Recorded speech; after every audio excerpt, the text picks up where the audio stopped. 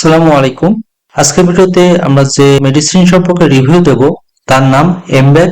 এমব্যাক এই মেডিসিনটি বর্তমানে 25 এবং 50 এমজি ট্যাবলেট ফর্মে পাওয়া যায়। এর জেনেরিক নাম হচ্ছে মিরাবেগরন।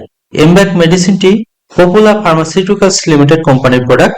আজকের ভিডিওতে এমব্যাক মেডিসিন বা ট্যাবলেট কি কি সমস্যার ক্ষেত্রে খাওয়া হয়, এর খাওয়ার সঠিক নিয়ম এবং পার্শ্ব প্রতিক্রিয়া খুবই সংক্ষিপ্তভাবে আলোচনা করব। এমব্যাক ট্যাবলেটটি মূলত ইউরিন বা মূত্রনালীর বিভিন্ন ইনফেকশন বা সমস্যার ক্ষেত্রে নির্দেশিত। ঘন ঘন প্রস্রাব হওয়া, প্রস্রাব ধরে রাখতে না পারা, প্রস্রাবের তাগিদ অনুভব করা, অনিচ্ছাকৃত হালকা প্রস্রাব বের হওয়া বা অনুভব করা, রাত্রে শোয়ার পর বারবার প্রস্রাব লাগা সহ আরো বিভিন্ন সমস্যার ক্ষেত্রে এমব্যাক ট্যাবলেটটি খাওয়া যেতে পারে। এমব্যাক মেডিসিনটি অবশ্যই ডাক্তারের পরামর্শ নিয়ে খাবেন, কারণ একমাত্র ডাক্তার রোগীর সার্বিক দিক বিবেচনা করে সঠিক ঔষধ এবং তার খাওয়ার সঠিক নিয়ম সঠিকভাবে নির্ধারণ করতে পারে।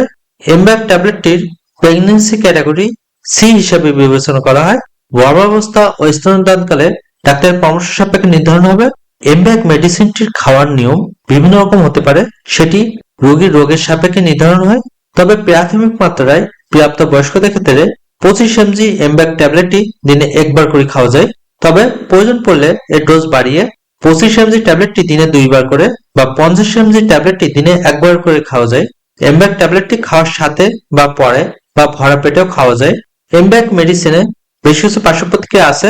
কিছু রোগীর ক্ষেত্রে এই সকল সমস্যা দেখা দিতে পারে, যেমন দুর্বলতা, মাথা ঝিমঝিম ভাব, মাথা ব্যথা, বমি বা বমি বমি ভাব, তলপেটে ব্যথা, ক্ষুধা মন্দা, কোষ্ঠকাঠিন্য, ডায়রিয়া, ঘুমের ব্যাঘাত, উচ্চ রক্তচাপ, শরীরে পানি আসা, পরিপাকতন্ত্রের ব্যাধি, শুষ্ক কাশি, সাধারণ ঠান্ডা, মুখ শুকিয়ে যাওয়া, চুলকানি, ত্বক শুষ্ক হয়ে যাওয়া সহ আরো বিভিন্ন সমস্যা দেখা দিতে পারে।